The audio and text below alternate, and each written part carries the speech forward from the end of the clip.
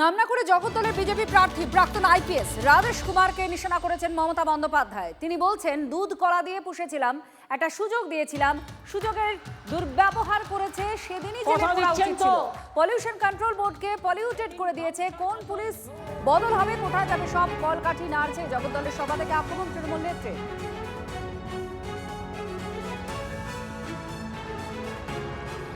আমার অনেক ভুল আছে জানেন তো। এই আপনাদের এখানে যে প্রার্থী হয়ে দাঁড়িয়েছে, একে আমি দুধ কলা দিয়ে তারপরেও পুষেছি।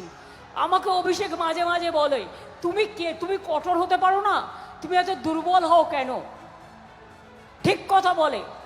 আমার উচিত ছিল সেদিনই জেলে পুড়ে দেওয়া, কিন্তু আমি পুড়িনি, একটা সুযোগ দিয়েছিলাম। সুযোগের দুর্ব্যবহার করেছে, পলিউশন কন্ট্রোল বোর্ডটাকে পলিউটেড করে দিয়েছে। আমি সব ঘটনা জানি। আর এখানে বসে কোন পুলিশ চেঞ্জ হবে, কোন পুলিশ কোথায় যাবে, সব কলকাঠি নাড়ছে।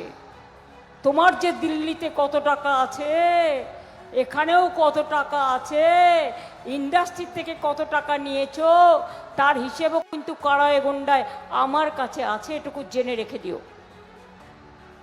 তুমি আমার কাছে টিকিট চেয়েছিলে, আমি দিইনি। কেন দেব? তোমাদের মতো চোর ডাকাতদের টিকিট আমি দিই না।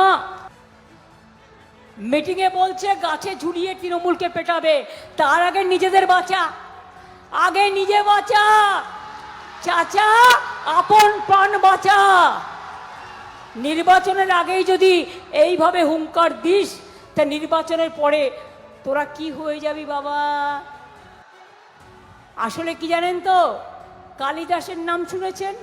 মহাকবি কালিদাস যে গাছে উঠেছিল, সেই গাছের ডালে বসেছিল, সেই ডালটা কাটছিল।